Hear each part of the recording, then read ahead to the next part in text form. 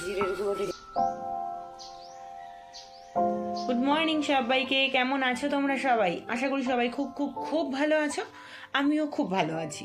সীমার লাইফস্টাইল চ্যানেলে তোমাদের সবাইকে আরও একবার ওয়েলকাম জানিয়ে আজকে সকাল থেকে ব্লগটা শুরু করে দিয়েছি। আজকে হচ্ছে মঙ্গলবার আর ব্রাশ করছি আমি এখানে। দেখো, ব্রাশ করার সময় কোকো গিয়ে, মানে ও আমি যখন যেখানেই থাকি না কেন ও সেখানেই আমার পেছনে পেছনে যাবে।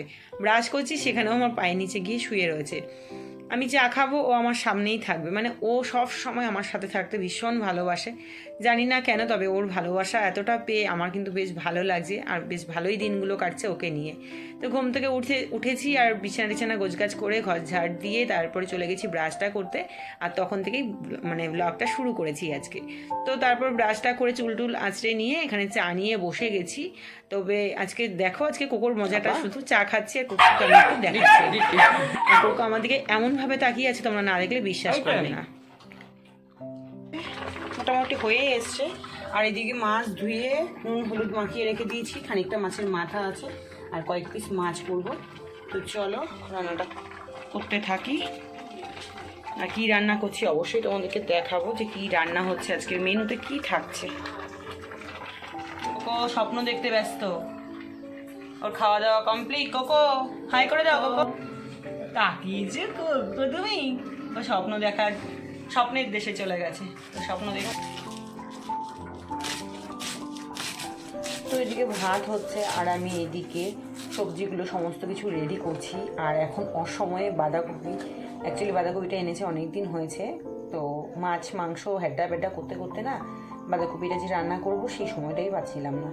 কারণ এটা হয়তো বলবে যে সময় পাওয়ার কী আছে, বাঁধাকপি রান্না করতে গেলে সময় লাগে।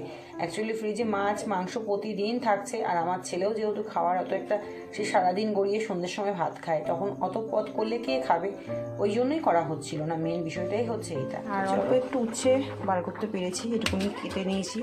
টমেটো কেটেছি, আলু কেটেছি আর এই আদাটুকুনি ছাড়িয়ে নিয়েছি। এই তো মাছ তো হয়ে গেছে। আর এদিকে ভাত করে দিয়েছি। আর এদিকে ডাটা আর আলু হচ্ছে একটু ভাপে দিয়েছি, একটু বেশি সেদ্ধ হয়ে গেছে মনে হচ্ছে। হয়ে গেছে। আর দুই দিকে দুটো বসিয়ে দিয়েছি, কারণ খুব দেরি হয়ে গেছে তো ঝটপট করতে হবে, সেটা হবে না। এদিকে বাঁধাকপিটা, আর বাঁধাকপিটা কতদিন ফ্রিজে ছিল, একদম পুরো কেমন হয়ে গেছে। যদি ভালো করে না মোজে না তাহলে খেতে ভালো লাগবে না। সেই জন্য একটু ভাপ দিয়ে নিলাম, একটু বেশি ভাপ দিলাম। কী হয়েছে কোকো তোর?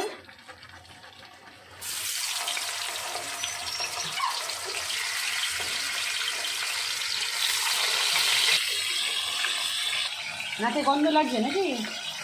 হ্যাঁ, নাকে গন্ধ। ওইটা রান্না করছি, এটা এটা আমাদের খাবার হবে তো। যে মশা বসছে, মশা তাড়া তাড়া তাড়া তাড়া, মশা তাড়া মশা তাড়া। চলো রান্না করে নি।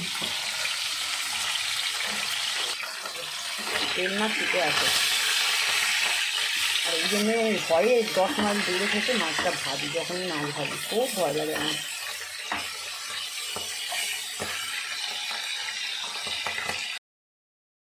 আজকে আমার রান্নাঘরে ঢুকতে প্রচুর দেরি হয়ে গেছিলো, আর যার কারণে আমি দুটো কড়াইতে কিন্তু বসিয়ে দিয়েছি। তো এইদিকে বসিয়ে দিয়েছি হচ্ছে আলু, মানে বাঁধাকপি রান্না করবো, তার জন্য আলু ভাজছিলাম নুন হলুদ দিয়ে আলু ভাজা। আর এইদিকে কড়াইতে বসিয়ে দিয়েছিলাম মাছ ভাজা। ওই যে বললাম যে তাড়াহুড়ো লেগে গেছে, দেরি হয়ে গেছে বলে। তো এইদিকে মাছের মাথাগুলোকে ভেজে রেখেছি আর এইদিকে মাছগুলো বসিয়েছি। আর রান্নাঘরের অবস্থা এইরকম ঠিক। রান্নার সময় সবারই একদম তাড়ানোর মধ্যে থাকে। 1 কেজি, হ্যাঁ।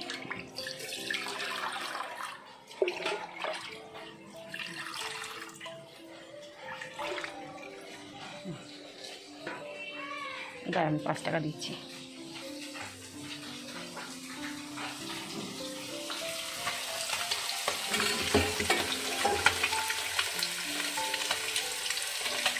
গোটা জিরে ফোড়ন দিয়েছি, এখন ডাটা আলুটা দিয়ে দিই। একদম আলুটা একটু বেশি সেদ্ধ হয়ে গেছে।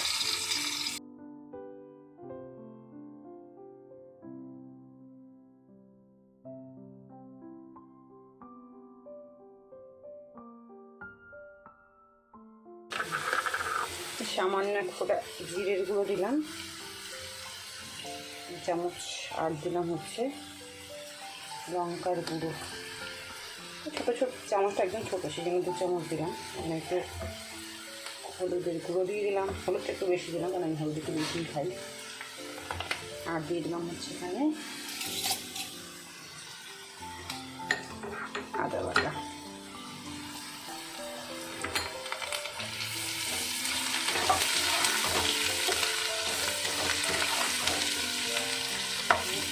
অল্প একটু জল দিলাম কারণ যদি গুঁড়ো মশলা মেলে মশলা পুড়ে গেলে না তরকারিটা স্বাদটা অন্যরকম হবে, ভালো লাগবে না। সেই জন্য একটু জল দিয়ে অল্প অল্প করে জল দেবো আর অল্প অল্প করে কষাবো, কষিয়ে তারপরে ঝোলটা দেবো।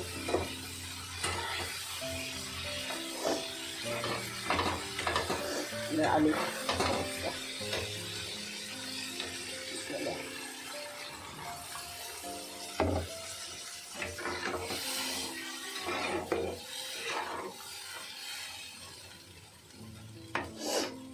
বসিয়ে দিলাম। এখানে মাছের ঝোলটা ডাটা দিয়ে আলু দিয়ে মাছ হবে। মাছটা ফোটানোর জন্য একটু জলটা বেশি দিলাম, নইলে ডাটা আর আলু মোটামুটি 70% সেদ্ধ হয়েই গেছে, 70% 80% সেদ্ধ হয়ে গেছে। চলো রেখে দিলাম। এইটা ধরাই, এটা হচ্ছে বাঁধাকপি করবো। আলুগুলো ভাজা হয়ে গেছে আর গোটা জিরে ফোড়ন দিয়ে দিয়েছিলাম এখানে। রাস্তার কথা চলে আসছে আমার ভিডিওতে। এখানেও আমি দিয়ে দিলাম হচ্ছে লঙ্কার গুঁড়ো, এটা আমি একটু বেশি লঙ্কার গুঁড়ো দিলাম কারণ ঝাল ঝাল করে করবো বলে। আর দিয়ে দিলাম হচ্ছে জিরের গুঁড়ো, জিরের গুঁড়োটা অল্পই দেবো। সব তরকারিতেই আমি জিরের গুঁড়োটা বেশি ইউজ হয়। দিয়ে দিলাম আদা বাটা।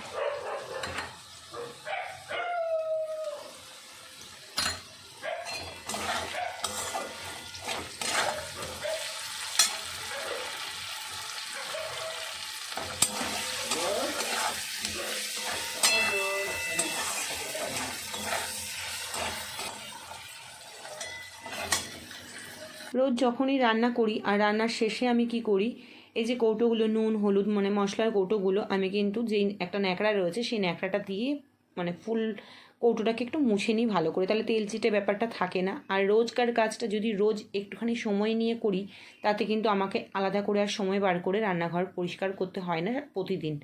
তো সেই জন্য আমি প্রত্যেক দিন এইভাবেই কাজ করি, মানে কাজ করার সাথে সাথে রান্না করার সাথে সাথে যখন যেটা ফুরিয়ে যায় তখন সেই বাসনের মানে এঁঠো বাসনের সাথে সেই কৌটোটাকে মেজে নিই। এইভাবে কিন্তু আমি প্রতিদিন কাজ করি। এই টিপসগুলো তোমরা মেনে চলো, দেখবে তোমাদেরও রান্নাঘর পরিষ্কার থাকবে। কারণ প্রত্যেক দিনের কাজটা প্রতিদিন যদি কমপ্লিট হয়ে যায় না, তাহলে সপ্তাহে একদিন যদি আমি নাও করি তাতে কোনো সমস্যা হয় না। আর এখানে একটু আদা বাটা বেঁচে গেছিলো, সেই জন্য ফ্রিজে রেখে দিয়েছি। আর উচ্ছেগুলো কয়েকটা বেছে নিয়েছি, মানে কেটে নিয়েছি ভাজার জন্য। এটা পরে কিছু আমার মাছের মাথা দিয়ে বাঁধাকপি আর ওপরে একটু গরম মশলা ছিটিয়ে দিয়েছি, এই হলো। আর এদিকে দুধ বসিয়েছি।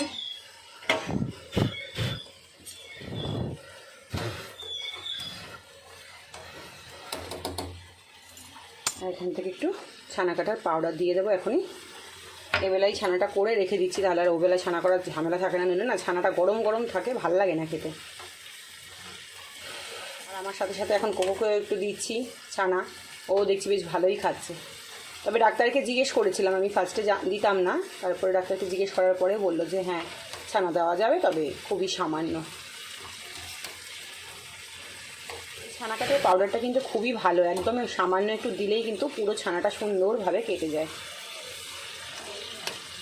দেখো কি সুন্দর কেটে গেছে। চলো, আর আমার এদিকে বাঁধাকপিও হয়ে গেছে, মাছের মাথা দিয়ে বাঁধাকপি।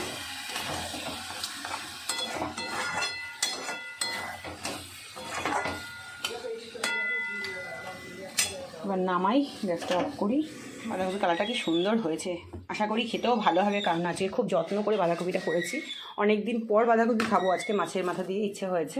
আর বাঁধাকপিটা ছিল অনেক দিন ফ্রিজে রয়েছে, তো সেটা কেমন হচ্ছিল। আর এখানে মাছ করেছি, আলু দিয়ে ডাটা দিয়ে মাছ কড়াইয়ের মধ্যেই রেখে দিলাম, কারণ ছেলে যখন নাকি খাবে তখন গরম করে দিতে হবে, তো সেই জন্য বাটিতে ঢালো আবার কড়াইতে ঢালো, সেই জন্য তো ঝামেলায় গেলাম না, সেই জন্য কড়াইয়ের মধ্যেই রেখে দিয়েছি, তাহলে গরম করতে সুবিধা হবে। আর মাছটাও থাকলো এখানটায়। এই ধরনের একটা ছাঁকনির মধ্যে যদি ছাকা যায় তাহলে কিন্তু বেশ ভালোই হয়, সুবিধে হয় বড় সড়ো জায়গার মধ্যে। তো এবার আমি ছানাটাকে ন্যাকড়া দিয়ে পেঁচিয়ে রেখে দেবো, আবার সন্ধ্যের সময় ন্যাকড়া থেকে বার করবো। এখানে পেঁচিয়ে রেখে দিয়েছি, তো এটা রেখে দেবো, সন্ধ্যের সময় বার করবো। কড়াইটা ধুলাম, আর ধুয়ে কড়াইয়ের মধ্যে একটু তেল দিয়ে দিয়েছি। আর এখানে দেব হচ্ছে একটু গোটা সর্ষে দেবো না পাঁচফোড়ন দেবো, না সর্ষেই দিই, গোটা সর্ষে দিলাম।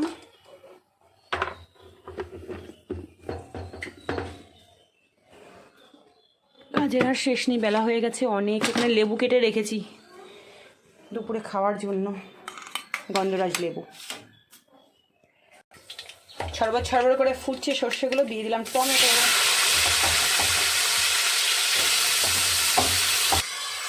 স্বাদ মতো নুন, আর এখানে দিয়ে দিলাম সামান্য একটু হলুদ। দিয়ে এটাকে আমি এখন আপাততভাবে একটু সেদ্ধ হওয়ার জন্য ঢাকা চাপা দিয়ে দিলাম। এবার ওদিকে হতে হতে এইদিকে আমি কাজগুলো গুছিয়ে নিই। জায়গায় রেখে দিলাম, আর রান্নাঘরটার অবস্থা ঠিক এই রকম হয়ে রয়েছে। চলো ঝটাফট করে পরিষ্কার করে নিই। এরকম, চলো ঝটপট করে আগে পরিষ্কার করি। দেখে মনে হচ্ছে না তেল দিয়ে আমি কি চাটনি করছি, না এটা হচ্ছে ঝোলা গুড় দিয়ে চাটনি করছি। গুড়টা অনেক দিন ধরে রয়েছে, তো কোন কাজে লাগাবো, চাটনিতেই দিয়ে দিলাম। এলে ফ্রিজে রেখেও নষ্ট হয়ে যাচ্ছে, একটা টাইম থাকে সব কিছুরই, এই টাইমের ওভার হয়ে গেলে তো নষ্ট হবেই। তো যাই হোক, ঝোল হয়েছে। আর একটু এটা গাঢ় হোক, আর একটু ফুটুক, তারপর নামাবো চাটনিটা। হয়ে গেছে চাটনি, আর বেশি গাঢ় করলাম না, কারণ বেশি গাঢ় আবার ঠান্ডা হলে একটু হয়তো জমতে পারে, দেখা যাক কী হয়।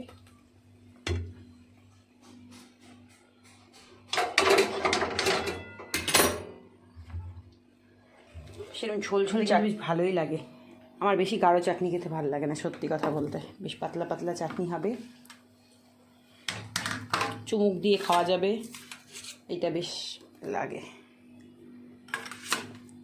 তো হয়ে গেছে, রান্নাবান্না কমপ্লিট।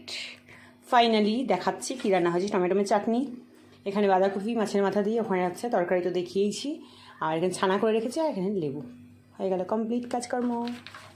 রান্নাটা হয়ে গেলে যেন একটা যুদ্ধ থেকে বাঁচি, কিন্তু রান্নাটা বাঁচি না, রান্নাঘরের পুরো কাজ কমপ্লিট হলে তখন হচ্ছে যুদ্ধ থেকে বাঁচি।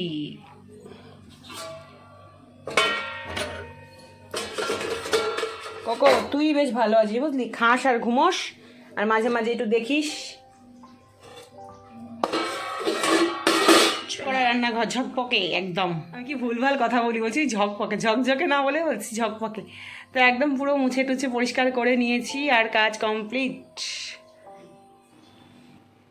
তো স্নান সেরে ঘরে এসেছি, আর এসে কিন্তু সবার প্রথম আমি যেটা করি সেটা হলো সিটিএমটা কি জিনিস, সেটা হচ্ছে ক্লিনজার, টোনার এবং ময়শ্চারাইজার। আশা করি তোমরা জানো, তবুও আমি আমার মতো করে বলে দিয়েছি তোমাদের সাথে, কারণ আমার মনে হয় বলে দিলে যারা জানো না তাদের জন্য যদি একটু হেল্প হয়। তো টোনার ইউজ করেছি, তারপর ময়শ্চারাইজার, আর ফেস ওয়াশ দিয়ে ক্লিন তো করেই এসেছি। তো এই হলো বিষয়। তো স্নানটা সেরে এসেছি, তো চলো এখন বাজে কটা সেটাই তোমাদেরকে বলি। তো যাব খেতে, কারণ জোর খিদে পেয়েছে। আর কখনো কখনো জানো তো মনে হয় যে যদি কেউ একটু ভাত বেড়ে দিত কিনা ভালোই হতো, কিন্তু সেই ভাগ্য আমার আর নেই। কারণ আমার মাঝে মাঝে মনে হয় যে কেউ যদি একটু ভাত বেড়ে দিত, মনে হয় তৃপ্তি করে খেতাম।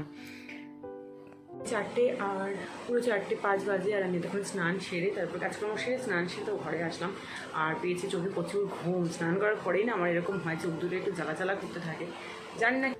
তো এই তো ভাত বেড়ে নিয়েছি, আর কি রান্না করেছি সেটা তো তোমাদেরকে দেখিয়েই দিয়েছিলাম। কিন্তু গন্ধরাজ লেবুটা যে কেটেছিলাম, একদম রস নেই, পুরো ছিবড়া।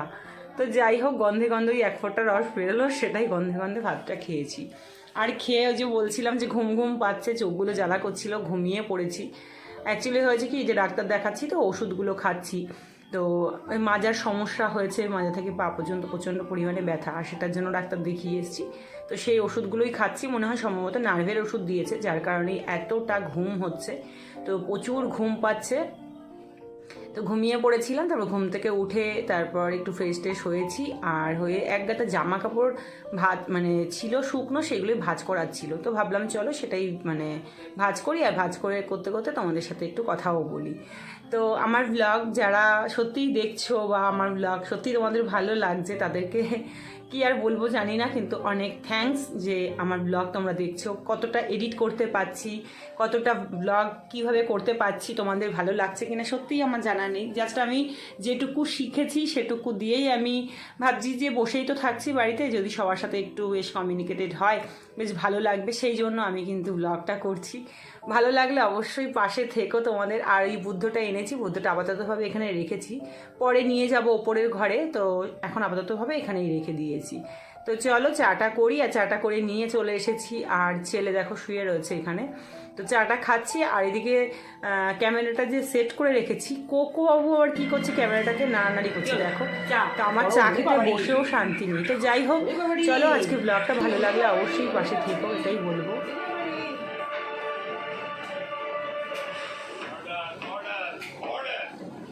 আদালতের শৃঙ্খলা ভঙ্গ করবেন না।